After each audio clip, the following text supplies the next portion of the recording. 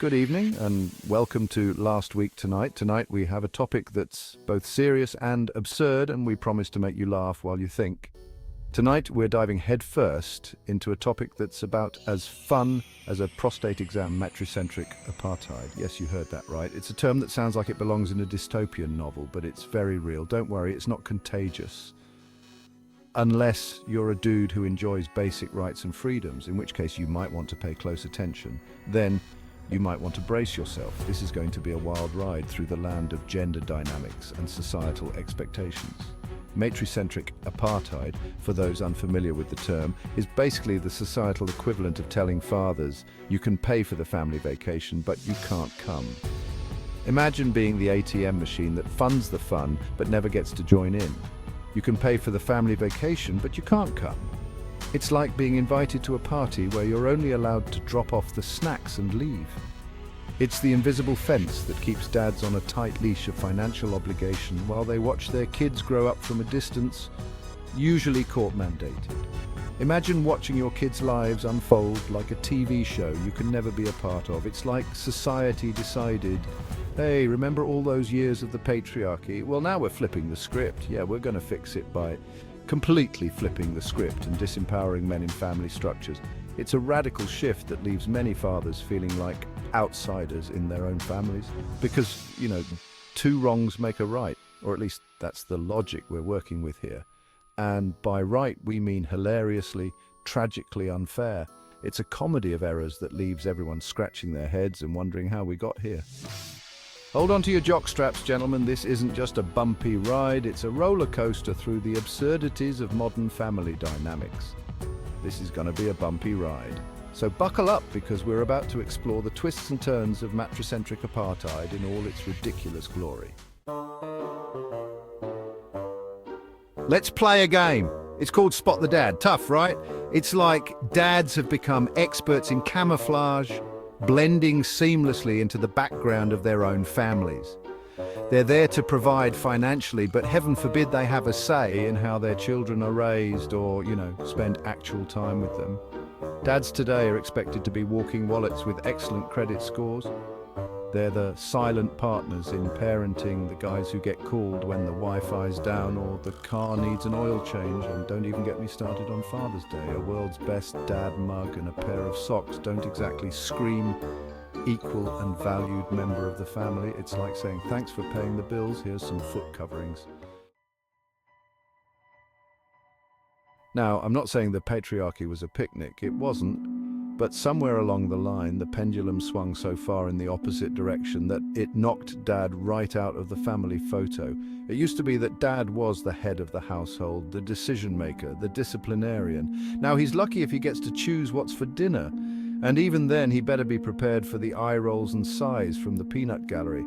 Look, I get it. Women fought tooth and nail for equality, and they deserve every ounce of respect and opportunity they've earned. But somewhere in this pursuit of balance, men were relegated to the role of supporting characters in the grand play of family life. And frankly, it's time for a rewrite. Let's talk about money, shall we?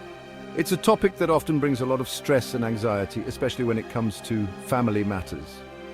Specifically, the obscene amount of money that fathers are often required to shell out in child support, alimony, and the like. These financial obligations can sometimes feel like an insurmountable burden. Don't get me wrong, supporting your children is essential. Every parent wants to ensure their kids have the best opportunities and a stable upbringing. But the current system often feels less like child support and more like ex-spouse enrichment. It's as if the scales are tipped unfairly, leaving one parent struggling to make ends meet. It's a system where a father's financial well-being can be decimated even if he's an active and involved parent. The stress of financial strain can take a toll on his mental and emotional health. And then there's the issue of custody. The legal battles can be long, draining, and emotionally exhausting. We've all heard the horror stories of fathers being denied access to their children, often feeling like they're fighting a losing battle, forced to jump through legal hoops that would make a Cirque du Soleil performer dizzy. Fathers often find themselves entangled in a web of bureaucracy and red tape. It's almost as if the system assumes that fathers are inherently less capable of nurturing and caring for their children. This outdated stereotype does a disservice to everyone involved. Newsflash. Dads can change diapers too. They're just as capable of providing the love and care that children need. They can even braid hair, with varying degrees of success. But it's the effort and love that truly count, not the perfection of the braid. Fathers play a crucial role in their children's lives. From reading bedtime stories to offering guidance and support, it's time we recognize and value their contributions equally. Let's take a look at a hypothetical case study, shall we? Meet Gary. Gary is a perfectly average dad who loves his kids more than words can say. He and his wife decided to call it quits, which, hey, happens. But when it came to custody and child support, Gary got garried. Despite being a loving and capable father, the court ruled in favor of the mother, granting her primary custody and ordering Gary to pay a hefty sum in child support.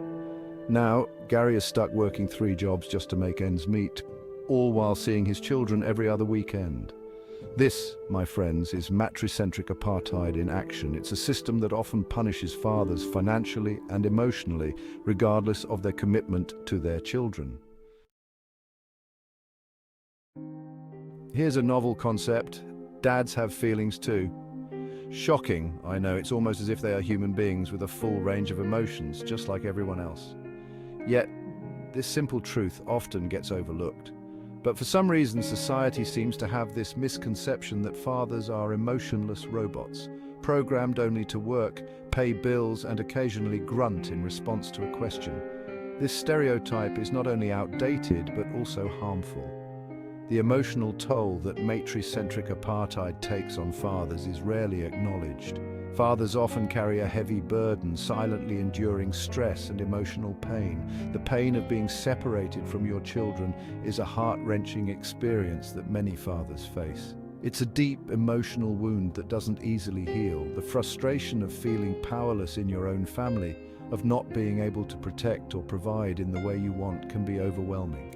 This sense of helplessness is often compounded by societal expectations. The financial strain, it all adds up. The pressure to be the primary breadwinner can be immense, leading to stress and anxiety that affect a father's mental health. But hey, who cares about a father's emotional well-being, right? He's just a man. Society often expects men to be pillars of strength, never showing vulnerability. And men are supposed to be stoic, emotionless beings who never cry, never hurt, and certainly never complain about a system that often feels rigged against them. Except they do. They feel deeply.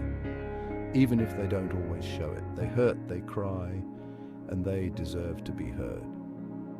It's time we start acknowledging the emotional lives of fathers and give them the support and understanding they need. After all, they're human too. You'd think that in this day and age, with all our talk of equality and fairness, we'd have some laws and policies in place to ensure that fathers aren't systematically disadvantaged in family courts. And yet, here we are. It's almost as if the legal system is stuck in a bygone era, clinging to outdated notions of gender roles and parental responsibilities. We need laws and policies that promote shared parenting, that recognize the importance of fatherhood, and that ensure that child support calculations are fair and equitable. We need a system that supports families, not one that pits mothers against fathers in a bitter battle for custody and control. So what can we do about this matricentric madness? For starters, we can acknowledge that it exists. We can start talking about it openly and honestly without fear of being labeled as misogynistic or anti-feminist. We need to challenge the outdated stereotypes about fathers and recognize that they are just as capable of being loving, nurturing, and involved parents as mothers. We need to demand reform in our legal and social systems to ensure that fathers are treated fairly and equitably. It's time to ditch the matricentric apartheid mentality and embrace a future where both mothers and fathers are valued, respected, and empowered to be the best parents they can be. Because, let's face it, kids need dads, and dads deserve a fair shake.